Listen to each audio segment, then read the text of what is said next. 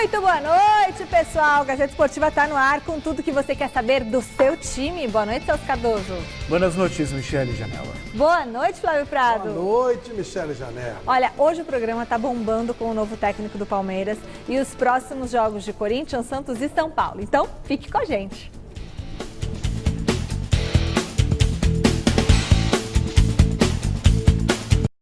Beleza! E nós estamos de volta e já vamos colocar você na discussão com a nossa enquete. A enquete do dia que está lá no site gazetesportiva.com é a seguinte: Andrei Lopes merecia seguir como técnico principal do Palmeiras? Sim ou não? Aí é complicado, né? Essa pergunta é dose, é difícil demais de responder. Merecia, Celso Cardoso? Sim ou não? Deixe seu voto lá no site gazetesportiva.com. Se pautando nos resultados, aí tudo fica mais fácil, né? Quando o Palmeiras estava perdendo, inclusive com ele... Como é que eles iam saber? O Palmeiras tem que correr, estava maior pressão.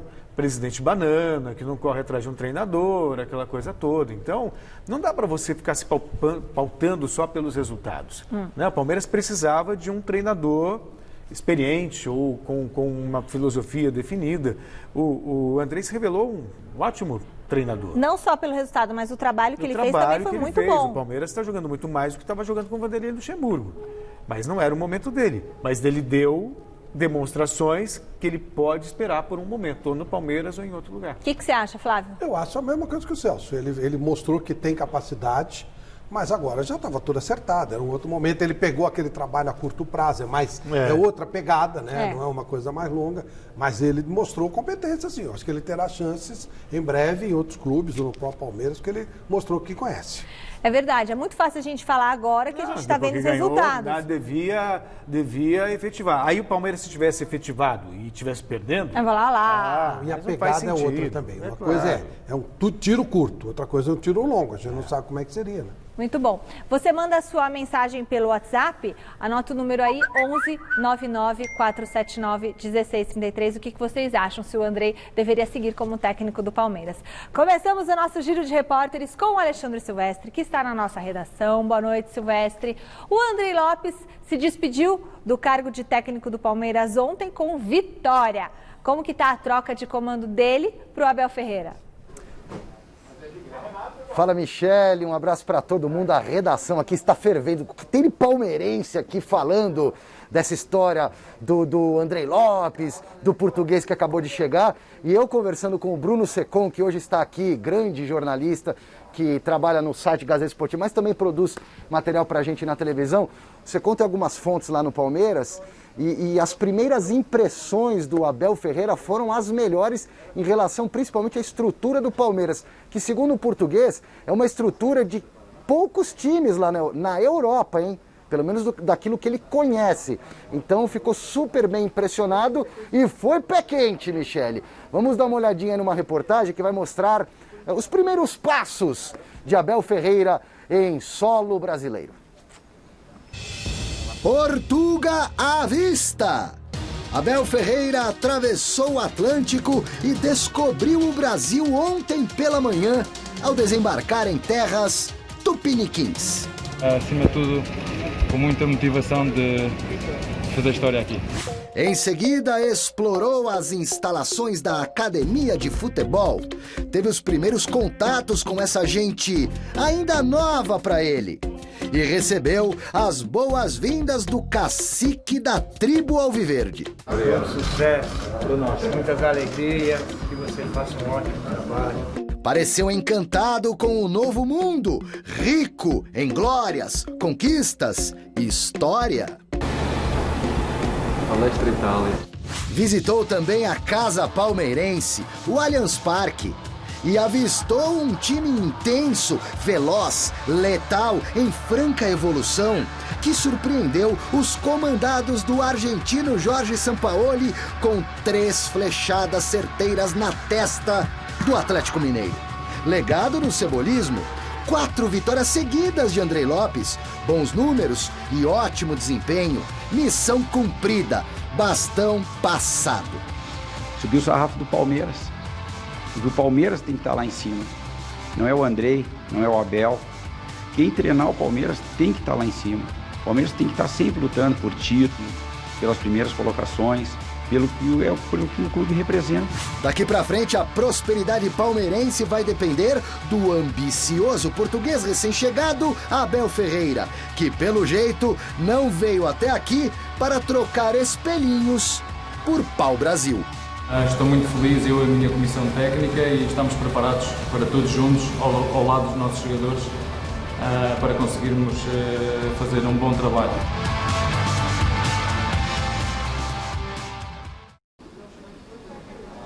Terreno preparado para o Abel Ferreira, o time do Cebolinha vem muito bem. Primeiro tempo contra o Bragantino foi um futebol exemplar, principalmente no primeiro tempo. E esse jogo de ontem, o Palmeiras colocou o Atlético Mineiro no bolso, numa intensidade impressionante. Jogadores mostrando para o novo técnico que estava lá no Allianz, viu, Michele? Muita força de vontade. Luiz Adriano voltava na linha de fundo para ajudar a defesa. E o Abel Ferreira já colocou a mão na massa nesta tarde, comandou o treino do Palmeiras na academia de futebol. Eu volto já para falar um pouco mais desse Verdão, que joga quinta. Beleza, Silvestre. E aí, Celso Cardoso, o que você tem para dizer que os 3 técnicos estrangeiros perderam para os 3 times aqui de São Paulo? Muito bem, mas os 3 técnicos estrangeiros estão continuam na liderança. Na liderança. Perderam, Celso, perderam feio. Mas isso faz parte. Um campeonato como o brasileiro, cheio de... O seu São Paulo perdeu de novo, Celso? Perdeu. A fase lá não está muito boa, não. Né? Já perdeu mais uma partida. Parece que perdeu um pouco da liga, mas isso acontece com os trabalhos do São Paulo mesmo. No Santos também teve um período de baixa, nada que ele não possa recuperar, tanto que o Atlético Mineiro, ainda assim, se vencer o jogo que ele tem a menos, ele termina o turno como líder do campeonato, a não ser que o São Paulo vença os 3 jogos que tem pendentes, né, Flávio? É isso, ontem foi um galo acebolado, né? Nossa Senhora, fizeram jogar na panela lá e fizeram um vareio. As individualidades do Atlético, elas são fracas. Tanto que o São Paulo tem pedido reforços, né? Eles estão tentando trazer mais jogadores. E o Palmeiras cresceu bastante num sistema não tão complexo, é o sistema que o Dunga usava na seleção de 2010, e o Cebola foi auxiliar dele. O Filipão usou naquele ano que o Palmeiras jogava até com time reserva, às vezes, e ganhava. É um sistema rápido de você segura aqui, quando você dá o apito, você faz o contra-ataque com velocidade. E o time ganhou bem, eles assumiram bem a ideia do Cebola, é a tal história. Seria assim a longo prazo? Não dá para saber. Eu, como todo mundo, não conheço o sistema de jogo do Abel. A gente fez alguns levantamentos, mostramos algumas coisas no Mesa Redonda, mas, sinceramente, mesmo que a gente assista um jogo do Braga ou do PAOK, você não vai ficar prestando atenção na tática do jogo. Não, o Palmeiras também não conhecia, seguramente. Mas a gente torce para que ele vem muito bem credenciado, da escola portuguesa, que é brilhante, gente muito estudiosa, a escola de educação física lá do Porto, do Gesualdo, do professor Manuel Sérgio, que é espetacular, e por lá passaram o Mourinho, André Vilas Boas, Fernando Santos, vários técnicos importantes. Espero que o Abel seja feliz aqui, tomara que ele tenha sucesso. É bom pro futebol, né? É bom pro futebol brasileiro. Né? E olha, chegou a hora de falar do Corinthians. O primeiro turno do Brasileirão acabou e o torcedor corintiano só tem motivo para esquecer, né? O Jonas Campos está ao vivo aqui com a gente e vai mostrar para nós os péssimos números do Timão até agora no campeonato. Boa noite, Jonas.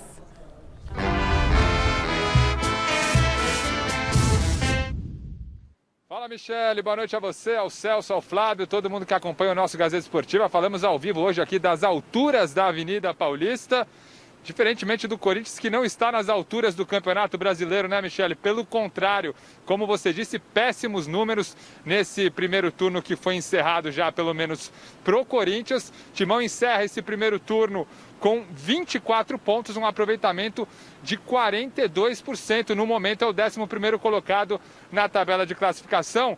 E aí um parâmetro que assusta muito é que em 2007, ano do rebaixamento, o Timão fechou o primeiro turno com 26 pontos, 2 pontinhos a mais do que a situação atual. Então é preocupante e a gente preparou uma matéria falando desse primeiro turno histórico negativamente para o Corinthians. Olha só. Que saudade daquele primeiro turno de 2017, hein, torcedor corintiano? O melhor de todas as edições de Campeonato Brasileiro. Ano em que a equipe comandada por Fábio Carille somou 47 pontos em 19 rodadas, um aproveitamento superior a 82%. O Timão de agora fecha o turno com quase metade dos pontos daquele ano. 24 conquistados e a segunda pior campanha do Corinthians desde que o campeonato passou a ser disputado no sistema de pontos corridos.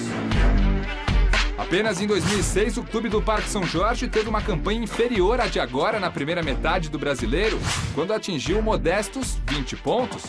Se serve de consolo e de alerta, duas informações. A campanha atual no Brasileiro até aqui é similar à de 2012, quando o Coringão de Tite foi campeão da Libertadores e do Mundo e só administrou o campeonato nacional.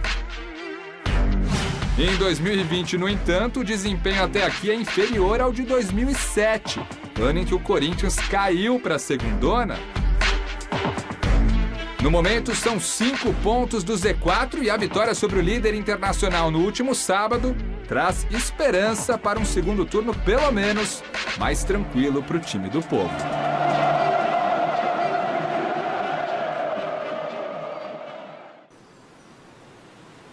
É isso, gente. Lembrando que o Brasileirão é disputado aí no sistema de pontos corridos desde 2003. E hoje tivemos entrevista coletiva virtual do meio-campista Ramiro. E ele foi muito sincero ao falar da situação do Corinthians no Campeonato Brasileiro e sobre essa briga do Timão contra o rebaixamento. Vamos ouvi-lo. Se tratando de brasileiro, acho que a gente tem que ser realista que o nosso momento hoje é se afastar da zona do rebaixamento, né? A gente veio aí praticamente metade do campeonato nessa briga, chegamos a entrar, se não me engano, em uma rodada e procurando se afastar o mais rápido possível, não conseguindo ter essa distância que a gente queria, de repente pensar na parte da frente da tabela, pensar em colar no pelotão da frente, mas acho que a gente conseguiu se afastar um pouco agora e a gente vai procurar no decorrer do campeonato colher bons resultados para primeiramente se afastar da parte lá de trás e depois a gente ver até onde a gente pode chegar, até onde a gente pode, no final da competição, aí tá, quem sabe, brigando por vaga na Libertadores. É isso, Michele. Daqui a pouquinho, então, eu volto para falar do Gemerson, zagueirão, 28 anos, que veio do Mônaco lá da França, já está em São Paulo para reforçar o Coringão. Mi, volto com vocês. Valeu, Jonas Campos. E aí, Celcito? Bom, o Corinthians deu uma elevada no moral depois da vitória sobre o Internacional, uma vitória inesperada. Nossa, mas não foi uma vitória casual, o time jogou bem, dentro com uma característica de respeitar o adversário, de ser mais fechado, explorar os contra-ataques, mas venceu de maneira justa, no meu entender, e acho que isso, Flávio, traz para o jogo contra o América uma confiança que até então o time não tinha. Porque quando pegou um adversário pesado, como o Flamengo, tomou de 5.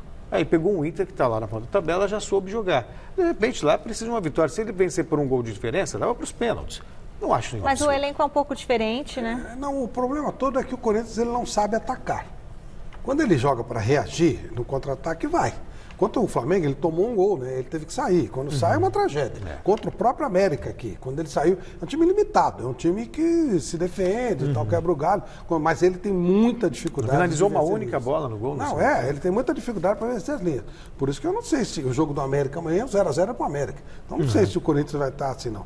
Essa rodada do final de semana, ela foi bem exótica, né? Dia das Bruxas. Eu lembro que quando, é verdade, eu lembro que há um tempo atrás, na loteria esportiva, você tinha, se você fizesse 0 ponto, você ganhava. Eu era um grande favorito a ganhar essa semana. Olha, eu vou te falar, não acertei uma. Acho que eu lembro que eu dei palpite e errei todas. Eu também errei. Você errou. E aquela que você falou que ia perder de muito o São Paulo? Foi São Paulo? Falei, se jogar muito, como é que é? Se o Flamengo jogar muito e o São Paulo jogar normal, toma de muito. Eu falei assim, basicamente é o seguinte, o Flamengo tem que não jogar nada e o São Paulo jogar tudo para ganhar de pouco. E ele ganhou de 4x1. Um exotismo total, acontece, faz parte do futebol. Ainda bem, né? Já errei várias vezes e é ótimo. Futebol é um esporte que faz parte. Mas foi muito exótica essa rodada. Não sei se vai continuar desse jeito. Muito bem. E nós voltamos para a nossa redação. Só um pouquinho antes de eu chamar o Garrafa. Mancini, ele fez alguma coisa de diferente nesse time do Corinthians para ter essa vitória? Organizou o time. É isso, organização técnica. O que o Coelho, por exemplo, não conseguiu fazer. Ele conseguiu organizar esse time. Você sentiu uma diferença ali? Você sentiu o dedo do Mancini? Não senti o dedo do Mancini, mas o time sentiu. Eu não senti, mas o time com certeza sentiu. Sim, não, eu achei que foi uma maneira de chegar. Ele conseguiu dar moral para os caras. Ele deu moral mas não é só moral. Não, taticamente melhorou também e tal, mas realmente foi mais. Nem deu tempo de fazer muita coisa, ele treinou muito pouco, né? Mas deu moral pro time e tal. E aí o time sentiu. O dedo. Olha, vamos para a redação conversar com o Osmar Garrafa, que traz todas as informações do São Paulo. Boa noite, Garrafa. Conta pra gente quem que é o grande responsável em campo pela boa fase do Tricolor na temporada. Boa noite, Michele. Boa noite, Celso. Boa noite, Flávio. Eu, sem tanta sensibilidade, mas consigo enxergar através dos números que o Brenner realmente é o cara que vem fazendo a diferença, né? O cara que já estava até meio esquecido no São Paulo, o Diniz foi lá, ponto pro Diniz, apostou no garoto, tem feito a diferença, são 14 gols, já é o artilheiro do São Paulo na temporada, barrando jogadores experientes, badalados, que custaram caro ao São Paulo, como por exemplo o Pablo. Vamos acompanhar um pouquinho da história do Brenner, que é realmente a atração e a importância dele para o jogo de amanhã, que daqui a pouco eu explico contra o Lanús. Vamos ver um pouquinho sobre o Brenner.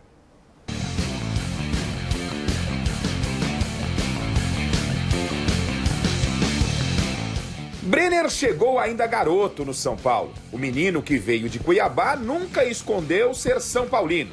E seu ídolo, como não poderia deixar de ser, sempre foi Rogério Ceni.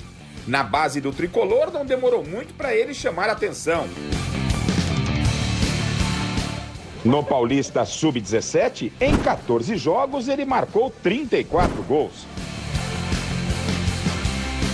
Esse desempenho logo chamou a atenção do ídolo, Rogério Ceni, que na oportunidade era técnico do tricolor e não pensou duas vezes em promover o garoto da base para jogar no profissional.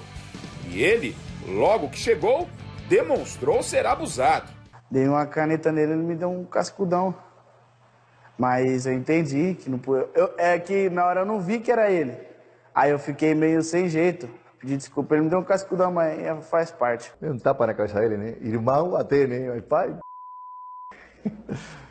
Não, mas o pior que tem lá é Nico, né? Isso foi em 2017.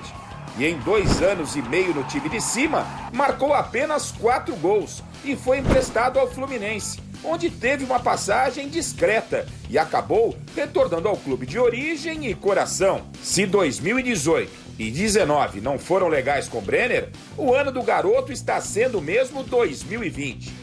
De volta ao tricolor, sua vida começou a mudar nessa conversa à beira do gramado com Fernando Diniz. No clássico contra o Corinthians, ele saiu do banco de reservas para entrar no jogo e fazer o gol da vitória.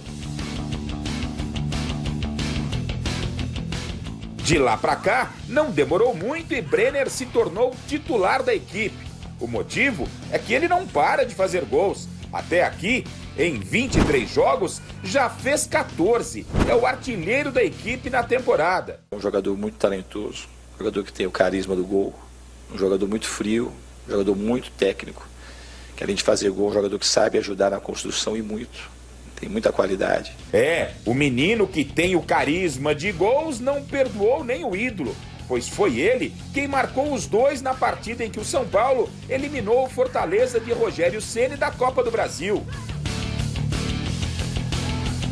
Que Brenner possa continuar assim, balançando a rede dos adversários para ajudar o tricolor a quebrar o jejum de quase 8 anos sem nenhum título.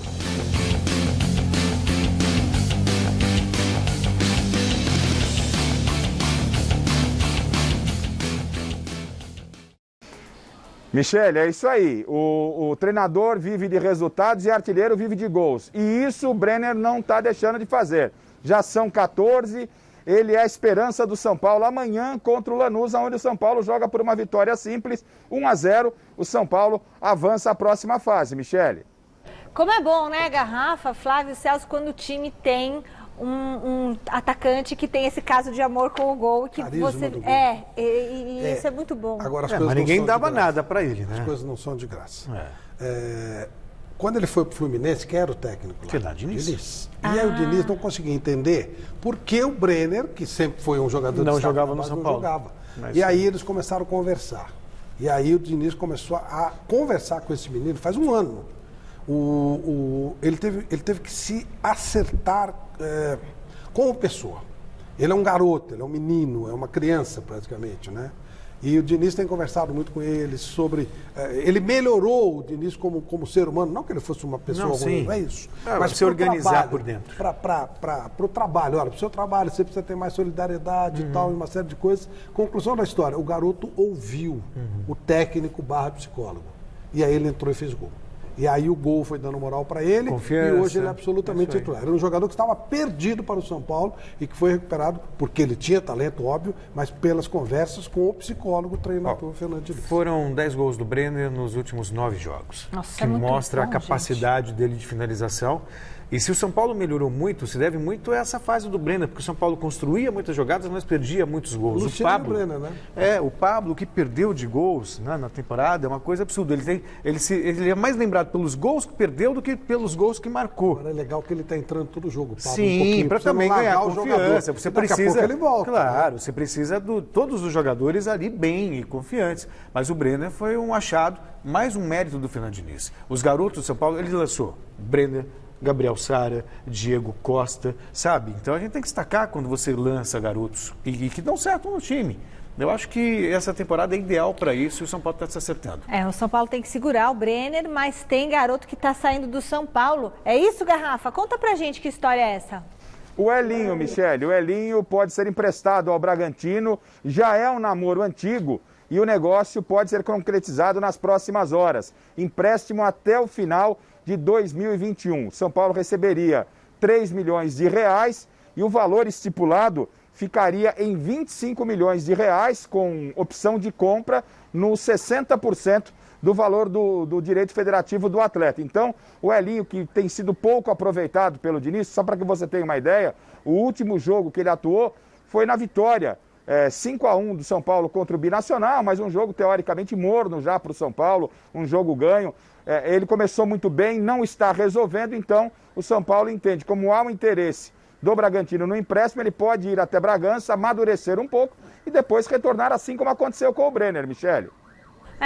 Isso é bom, então, para o jogador? O que vocês acham? O perfil dele é o perfil que o Bragantino procura, que o Red Bull procura. Jovem, com potencial, alguma coisa não está legal, ele não está entrosado, não está enturmado, a coisa não está virando. Mas se vê essa história de opção de compra, que o Garrafa falou. É isso aí. Opção de compra. Você vai, exerce e compra. O Red Bull comprou recentemente o Arthur, né? O ponta direito. Eles querem jogadores assim, jogadores jovens. Até porque tem um mercado com o futebol europeu. Isso. Se você 3 milhões, se não funcionar, volta para o São Paulo. Se funcionar, eles pagam 23 e vendem lá para a Europa por um valor maior. Então, esse é o sistema do Red Bull trabalhar. E, de repente, num clube empresa, Flávio, sem a cobrança de um clube como o São Paulo, com torcida pulpando, sabe, com todo o respaldo, com toda a estrutura, eu acho que o Elinho, de repente, pode se reencontrar no Red Bull Bragantino. Eu acredito muito nisso. Ele vai para qualquer lugar, né? Vai ganhar em dia, tudo bonitinho. Claro. Então, tá bom. Eu acho que é bom para todo mundo. Grande oportunidade. É bom para o São Paulo, que gosta de vender valores e precisa de jogadores para fazer caixa. E para o Red Bull Bragantino também tem como estrutura de negócio contratar jovens atletas. Muito bem. Recadinhos agora pelo WhatsApp. Roda aí. Boa tarde, Gazeta Esportiva. Um abraço para o Celso Cardoso, que sempre falou do Fernando Diniz. Olha, o seguinte, o Cebolinha merecia uma chance. Luciano da Saúde. Hamilton do Guarujá, eu acho que não, porque para disputar os campeonatos difíceis que o Palmeiras está disputando, tem que ser um técnico novo e experiente. Vai, Corinthians. Boa noite, Gazeta Esportiva. Aqui é o Antônio Félix de São José dos Campos. Para mim, o Palmeiras devia ficar com o Vanderlei Luxemburgo para continuar caindo igual o meu Coringão. E vai, Corinthians. Muito bem, chegou a hora de acelerar pelas pistas do Brasil e do mundo com o nosso Momento Velocidade. Roda a vinheta aí, diretor. Momento Velocidade. Oferecimento... O Feirão e Carros começou. Acesse feirãoecarros.com.br e veja as melhores ofertas. Boa noite, Rodrigo França. Seja muito bem-vindo. Foi bem de feriado? Boa noite, Michele. Boa noite a todos.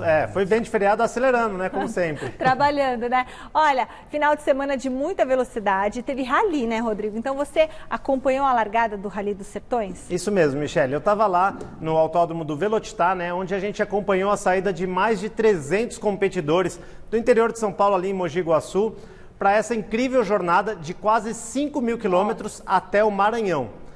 Por enquanto, a liderança é da dupla Christian Baumgarten e Beco Andreotti, que competem com um Toyota, que inclusive foi a sensação do último Rally Dakar, nas mãos do Fernando Alonso, olha só. Nossa, choveu também. E os Sertões, exatamente, os Sertões de 2020, como você está vendo aí por essas imagens, está sendo marcado por muita chuva, né? Porque normalmente ele é realizado entre junho e agosto, quando não chove nessa região do Brasil. E agora, né, é a época de chuva e os competidores enfrentaram bastante lama e a travessia de grandes rios. Inclusive eu conversei com o Rubens Barrichello, ele destacou na sua estreia ali que foi um dos grandes desafios para ele, né? Nossa. E o Guigui Spinelli, que a gente está vendo aí acelerando, é o maior vencedor dos Sertões e ele também disse que a etapa de ontem foi uma das mais difíceis da história da competição. Por isso, Michele, até chegar ao Maranhão, nesse sábado, vai ter muito rally pela frente e a gente vai trazer a cobertura completa no Momento Velocidade. Nossa, é muito legal, Rodrigo. E agora, entrando no asfalto, esse fim de semana também tem Stock Car em Curitiba e quem mandou um recado exclusivo pra gente foi outro pentacampeão, o Cacá Bueno, da equipe iCarros Acedelco, que vai mandar um recado pra gente. Fala aí, Cacá. Fala, galera da TV Gazeta, aqui é o Cacá Bueno, da equipe Acedelco iCarros da Stock Car. E primeiro de tudo, parabéns pelo espaço de vocês aí, pelo automobilismo. Muito bacana a gente poder acompanhar. E falando em acompanhar, tô ligadinho também no meu amigo e piloto da iCarros, no Guigui Spinelli, aí no Rally dos Sertões, acompanhando tudo com vocês.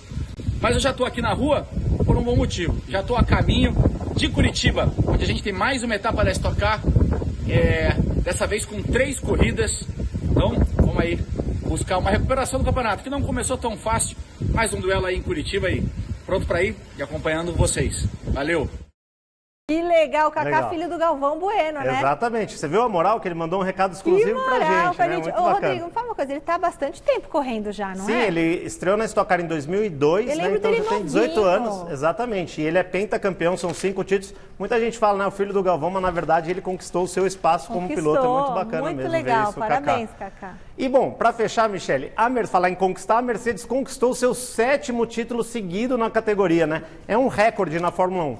E o Lewis Hamilton tem tudo para se sagrar heptacampeão já no GP da Turquia no próximo dia 15. A gente até estava falando aqui nos bastidores, né? O nosso patrocinador Feirão e Carros tá cheio de ofertas, mas eu acho que o Hamilton tá muito bem de máquina. Eu, se fosse ele, não trocaria não, mas quem quiser trocar de carro pode ir lá conferir o site. E o Hamilton não garantiu ainda que está na Fórmula 1 ano que vem, hein?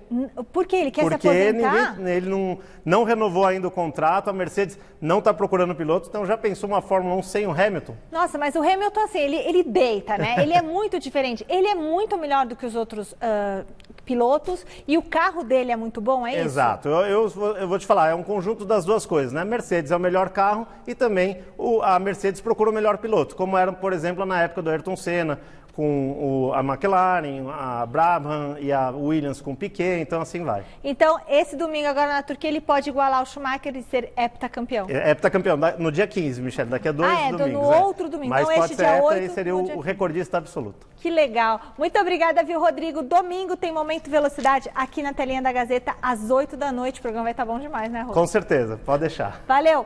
Beijo, Rô. Bom, amanhã é dia do Santos tentar a classificação na Copa do Brasil. Então a gente vai falar direto da nossa redação com ele, Lucas Mussetti, sobre os problemas que o Santos tem para essa partida. Muito boa noite, Mussetti. O Peixe tem uma aposta aí para eliminar o Ceará lá no Castelão? Boa noite, Michele. Boa noite para todo mundo que acompanha o Gazeta Esportiva. A grande aposta do Santos para eliminar o Ceará é o bom retrospecto como visitante. O Santos pontua mais fora de casa do que na Vila Belmiro. O aproveitamento fora de casa é de 60%, enquanto na Vila Belmiro o Santos só ganha 53% dos pontos. Então, se depender dos números, o Santos tem uma boa chance de vencer o Ceará e avançar às quartas de final da Copa do Brasil. Lembrando que na Vila Belmiro, Santos e Ceará empataram em 0-0. qualquer novo empate leva leva a decisão para os pênaltis e quem vencer, claro, avança às quartas. O grande problema do Santos é a ausência de Lucas Veríssimo, que foi suspenso na Vila. Ele é uma referência da defesa, é muito difícil de ser substituído. É Luiz Felipe quem deve entrar no lugar. Mas, em compensação, Pará está recuperado de uma lesão muscular e Caio Jorge retorna depois de treinamentos pela Seleção Brasileira Sub-20. Cuca perde Lucas Veríssimo, mas ganha 2 titulares, Pará e Caio Jorge, para essa decisão. Michele. Legal. E aqui a gente pode falar desse Santos aí do Cuca, que Celso Cardoso? Que surpreende, né? Imaginava o Santos brigando lá na parte de baixo da tabela, com todo respeito ao time que tem, que ninguém dava nada. Pelos problemas na justiça, de problemas decorrentes de dívidas na FIFA, e o Cuca faz um excelente trabalho. A gente fala muito da coragem do Fernando Diniz, não sei se o Flávio concorda comigo, que bota o time para jogar para frente, é um time ousado, ofensivo, corajoso, e o Cuca está fazendo a mesma coisa com o Santos, Flávio. Ele bota o Santos para jogar lá na frente e vem obtendo bons resultados. Mas lá no Ceará a coisa não é mole, não. É claro que dá para ganhar, óbvio, né? Mas o Ceará é um time que tem mostrado muito bom serviço com o Guto Ferreira. Acho que vai ser uma parada bem legal, um jogo bem legal de se ver. É o tipo de jogo que não dá para dar palpite. É muito parelho e vale muita grana a promoção, né? Sequência da Copa do Brasil. Exatamente. O técnico Abel Ferreira já tem data para estrear pelo Palmeiras. O Alexandre Silvestre está de volta e fala do início do trabalho do treinador português no Verdão. Como é que vai ser esse início aí, Silvestre? Então, Michele, eu estou de olho em você e de olho aqui também no meu celular, porque amanhã terá a entrevista coletiva do Abel Ferreira, um papo virtual com os jornalistas, e eu estou me inscrevendo aqui para fazer aquela perguntinha marota para o português. O Abel Ferreira treinou o time hoje pela primeira vez na Academia de Futebol. A novidade do elenco foi o retorno do lateral Marcos Rocha, que andou machucado, lesão muscular, estava na fase de transição. Hoje participou em boa parte do treinamento com os demais jogadores. Não deve ser titular na partida da quinta-feira, porque vem dessa contusão, está ainda readquirindo forma física e ritmo de jogo. O Abel Ferreira vai estrear para valer na quinta-feira, 19 horas, Allianz Parque. É o jogo da volta contra o Bragantino. Na ida, lá em Bragança, 3-1 para o Palmeiras. Então o Palmeiras pode perder até por 1 gol de diferença, que mesmo assim avança para a próxima fase, que será as quartas de final da Copa do Brasil. Lembrando que o Abel Ferreira trouxe junto com ele 4 caras da confiança. 4 portugueses, são 2 auxiliares técnicos, 1 analista de desempenho e 1 preparador físico, e essa turma toda se junta à comissão técnica permanente do Palmeiras para esse trabalho em conjunto, dar resultado, e é o que ele espera e o que a torcida do Palmeiras espera, Michele, é isso aí. Valeu, sabe uma coisa que eu tô... Fica aqui, Silvestre, deixa o Silvestre na tela, por favor, DTV, nosso diretor de TV, e vocês também. Como que vocês acham que os jogadores do Palmeiras estão? Silvestre, você tem alguma informação sobre isso? Porque o Andrei, o Cebola, se deu super bem ali com os atletas, conseguiu dar uma super acertada no time, o time teve bons resultados. E agora chega esse português. Você tem, assim, alguma notícia de bastidores, Silvestre, de como que tá o clima entre os jogadores para recepcionar o Abel Ferreira? Como que tá isso daí? O que eu posso dizer para você, Michele, é que o time, nas mãos do Luxemburgo, nos últimos passos do Luxemburgo no comando do Palmeiras, o time perdeu competitividade. O Zé Rafael, que foi um dos melhores em campo ontem, na saída do gramado disse que o Palmeiras voltou a ser competitivo, ou seja, nas mãos do Cebolinha. Isso provavelmente vai ser ainda mais intenso nas mãos desse português, que é obcecado por vitórias, cobra muito dos jogadores, mantém uma relação direta com os jogadores. Então, eu acho que pode dar uma boa liga, Michele. Muito bom. Será que ele é casado? Depois você descobre se ele é casado, se ele tem filhos. Não, sabe por quê? Porque ele veio muito rápido pro Brasil. Eu aposto que ele é solteiro e não tem filhos. Sabe por quê? Porque um homem casado tem que falar com a mulher, ele acertou muito rápido com o Palmeiras. Ou ele tá em crise no casamento.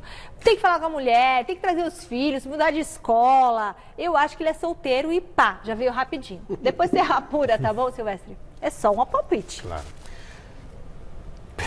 Pertinente. Vamos lá. Pensa só, você tem que mudar, você tem filhos, aí tudo tem um peso diferente na vida. Mas nada que uma boa conversa, né, não se resolva. Uma conversa de meia hora. Não veio. Então, a senhora Jesus não veio, a senhora São Paulo não, né? Ali a senhora Jesus não veio e Deu rolo. Deu rolo. Volta, vagabunda. Ok. Agora, sobre o Abel. O cara fica desfocado no trabalho, entendeu? A mulher vai ficar ligando, mandando WhatsApp. Onde você tá? O que você tá fazendo? Conheço muitas assim. Mas vamos lá. O Abel vai passar por um processo de adaptação. Não tem jeito. Por mais, se ele for inteligente, ele já vai dar início uma sequência, o que já tem, fazendo pequenos ajustes, muito lentamente, eu imagino. Não imagino ele chegando, não seria muito sábio ele já chegar e fazer mudanças radicais. Não é um começo de temporada, ele está no meio da temporada. Vai ajustando e aos poucos ele vai colocando o dedo dele, Flávio. Sim.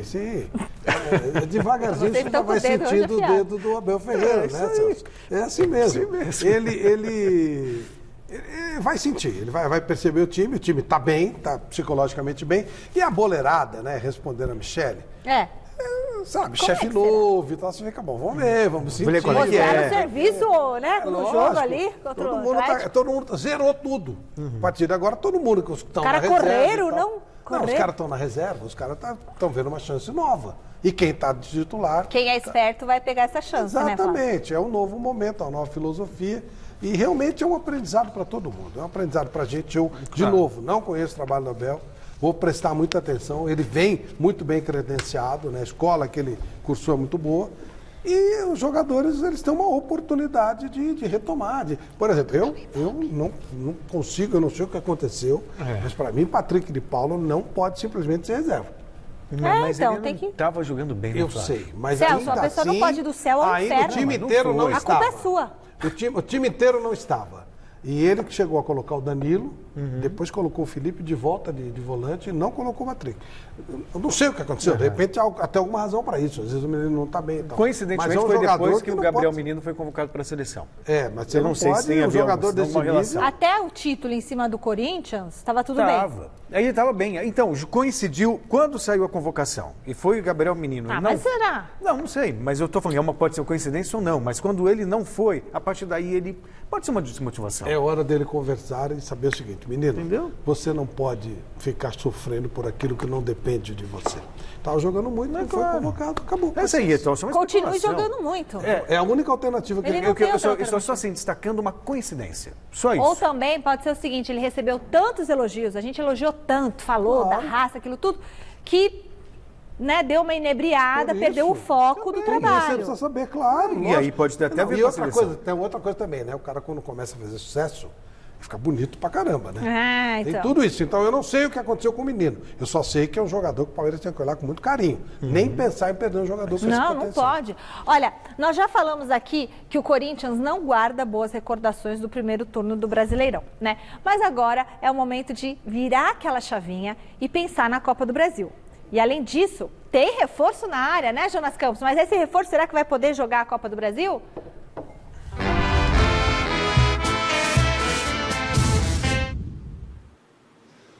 Pois é, Michele, amanhã tem Copa do Brasil e hoje teve sim reforço na área, já desembarcou pela manhã o zagueiro Gemerson, 28 anos, ainda vai ter que esperar um pouco, né, porque não foi nem oficialmente anunciado, mas já está tudo certo, trâmites finais, jogador que vem do Mônaco lá da França, ele inclusive não vinha atuando, está há 9 meses sem jogar, o Corinthians viu aí uma oportunidade, vai pagar 4,5 milhões de reais, né? Informação exclusiva do site gazetesportiva.com pela vinda, né? Vai pagar ao Mônaco esse valor pela vinda do Gemerson, zagueiro que teve boa passagem pelo Atlético Mineiro, já foi convocado algumas vezes para a seleção brasileira do técnico Tite e agora resta aí se readaptar, retomar o ritmo de jogo. Ele até no desembarque dele já falou, concedeu aí sua primeira entrevista como jogador do Corinthians, não oficialmente, mas já no desembarque, naquele clima de chegada. A gente ouve, portanto, o zagueirão, o novo xerife corintiano, Gemerson.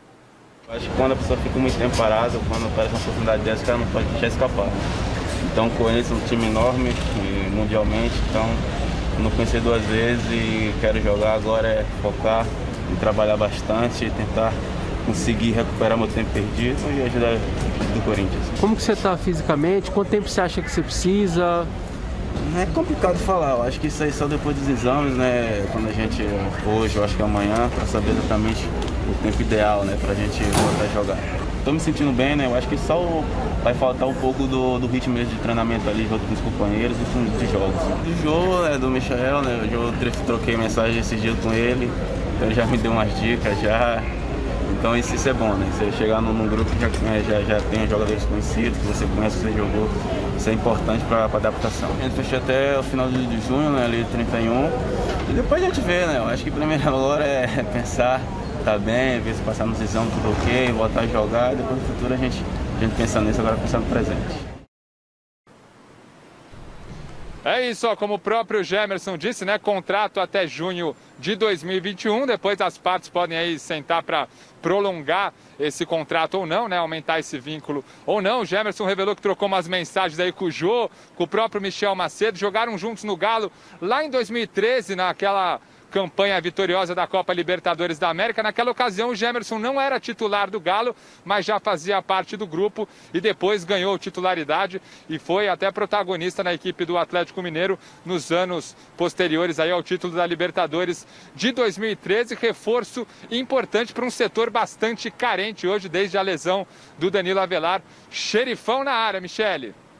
Que bom, né? Que bom que chega esse reforço pro Corinthians. Precisa, é claro que é um jogador que há muito tempo não joga, mas nós temos as melhores referências.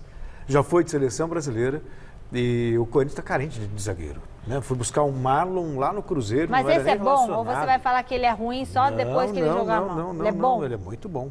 Muito bom. Eu acho um bom jogador. Se ele tiver bem fisicamente, vai ser muito útil, sim. Ele atingiu um nível muito elevado. No próprio Mônaco, ele chegou a ser titular, depois ele teve uma condição muito séria. E aí, quando ele voltou, ele não conseguiu o mesmo ritmo. Se ele conseguir, estiver legal fisicamente, ele vai ser muito útil. Gil e Gemerson me parece uma bela nome de dupla caipira, né? Mas é legal. E o Corinthians, ele tá com uma... Olha, eu vou te falar. Filial do Atlético Mineiro lá, o Atlético B. Gemerson, ou Atlético Felipe, A, não sei. Jefferson, o Fábio Santos, Otero, Casares. O Otero. O Jô era do Atlético. O Jô é um... Outro time. Não, impressionante. Mas, agora, sério, esse menino, ele tem toda a condição. Se estiver bem, tomara que esteja, sem dúvida é um belo reforço. Agora, vê que curioso, né? Ele só assinou até metade do ano que vem, menos de um ano. Por isso que há uma certa dúvida, porque ele não vem jogando e tal. Tomara que dê certo, ele é muito bom. Nossa última chamada da equipe de repórteres, Osmar Garrafa, traz agora os detalhes finais da preparação do São Paulo para o jogo de amanhã contra o Lanús na Copa Sul-Americana. Garrafa, é com você. É isso, Michele. Nessa semana, duas frentes para o São Paulo. Amanhã, Copa Sul-Americana, às 7h15 da noite, Lanús da Argentina no Morumbi, jogo da volta. E no sábado à noite, também no Morumbi, partida contra o Goiás pelo Campeonato Brasileiro. Diniz comandou o trabalho pronto hoje pela manhã. E aí, duas boas notícias, não é? O Hernanes e também o Juan Fran, esses dois jogadores que estavam no departamento médico, já estão à disposição. É pouco provável que algum deles apareça entre os titulares. O Igor Vinícius, que voltou já no jogo contra o Flamengo, está à disposição, mas é dúvida em reassumir a lateral direita. É muito provável que o Tietê jogue por ali e aí o Diniz vai manter o mesmo time que iniciou a partida contra o Flamengo.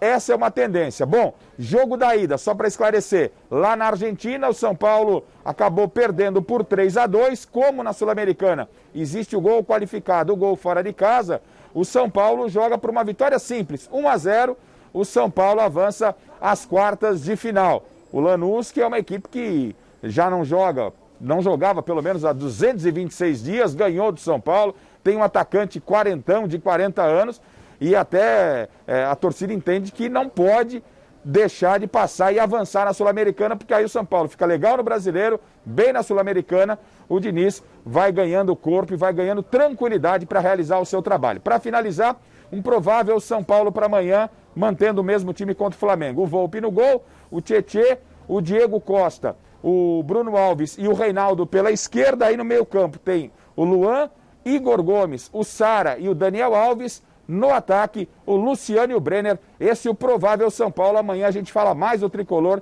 diretamente lá do estádio do Morumbi. Michele. Bom, Garrafa, tem que pôr alguém para marcar esse Sandy, né? Que é esse quarentão aí que marcou o gol. Ai, como você sacaneou. E eu pensando que o Júnior. Ai, meu Deus do céu. Não, olha, como o time do Fernando perdeu por 3-2. Ai, que nome chato. Perdeu por 3-2 lá Não. Se puser o Perdeu Sandy, por vai 3 ter a 2. invasão Não, do perdeu por estádio. 3 a 2. Não vai ter, não vai ser sem público, não. Fala uma coisa. Ele já conhece o time, o adversário muito bem agora, porque jogou. Então, esse jogo, vocês acham que vai ser mais fácil, apesar de ter que ganhar para não ser Eu acho desclassificado? mais difícil. Porque tem que ganhar. Não é nem essa questão. 1-0 tá dentro da competição? Tá, 1-0 tá dentro. Não, 1-0 leva para os pênaltis. Não. É verdade. O São Paulo pode ganhar por 1-0, 2-1. Isso. 3-2 é pênalti, é isso aí. 4-3 já dá Lanús. A questão é que o São Paulo, ele tem apresentado bom futebol, mas ele tem encontrado muitas dificuldades, Flávio, contra times mais fechados. E é como eu imagino que vem o Lanús aqui, fechadinho, 2 linhas de 4, sem dar espaço. E o São Paulo tem problema na criação. Aí eu acho que falta esse tipo de jogador no São Paulo. Poderia ser o Igor Gomes, mas o Igor Gomes não está naquele momento. O jogador da enfiada de bola, da profundidade. Então o São Paulo vai ter que ter muita paciência amanhã. E mais do que isso, além de muita paciência, vai ter que estar com a pontaria afiada, porque não dá para você vacilar num jogo como esse, né, Flávio? Olha, jogo contra time argentino, portanto um time bem resolvido taticamente. O técnico do Lanús é muito bom, mostrou isso lá. O São Paulo vai ter que abrir o campo, abrir o lado, pelo lado. Esse é um problema antigo do Diniz, da dificuldade do time. O time vai ter posse de bola, vai tocar, vai chegar, mas a tendência dos times, né, até pela maneira que o São Paulo joga, por aproximação, é de afunilar. Se afunilar é complicado. Porque não vai ter espaço. Vai ter que abrir, vai ter que abrir bastante. Como é que o São Paulo funciona normalmente? Ele abre o Reinaldo, o meia fecha, e aí ele tenta abrir do outro lado o jogador que vier pela lateral, e esse jogador avança. O Tietê não faz tanto esse trabalho, aí ele tem feito um jogador sempre aberto em velocidade pelo lado, muitas vezes tem sido o Igor Gomes. Isso é fundamental, tem que jogar pelos lados do campo aberto e tomando muito cuidado, porque o adversário é um adversário esperto, malandro. E a catimba tem que tomar Ele cuidado. usa muito isso, né? O Lanús já foi campeão da Copa Sul-Americana. Sim, ele usa e vice da Libertadores. Da Libertadores com o Grêmio. E a Argentina é chato, né, Celso? Não, é difícil. O time argentino não é mole. É encardido. E o passado recente do São Paulo contra o Argentino, 3 decisões, perdeu as 3. Contra times assim... foi Defesa e Justiça, Tajeres e União de Santa Fé. União Colón. O Santa Fé eliminou o Atlético. Pois é. Quer dizer, então realmente é complicado. Não é nada Fala de novo que o São Paulo não passa, porque quando você fala também que o São Paulo não vai conseguir, o São Paulo consegue. Quem sabe, né? Tomara. Eu não me incomodaria nem um pouco. Mas realmente não vão achando. O jogo contra o Flamengo já acabou. Agora, o jogo contra o Flamengo já acabou. Agora, e vai ser assim, eu não duvido. Diniz, aliás, os críticos ficaram meio caladinhos diante do Flamengo. Agora, se for eliminado pelo Lanús... Volta tudo de novo? Aí vai começar de novo, não serve pro São Paulo, não é técnico pro São Paulo. Acho que não, acho que ele tá com respaldo agora. Não tá nada. O pessoal fica babando. A mesma ladainha. O Diniz, ele é amado ou odiado, sei lá por quê. Exato. Talvez porque... Aliás, o Osmar Garrafa não dá tempo de pôr ele aí, né? Porque ele sempre detona o Fernando Diniz aqui. E aí ele tinha que falar, né, desse jogo. E eu não consigo entender essa... Eu diria até perseguição ao Fernando Diniz, como se fosse um crime jogar bonito.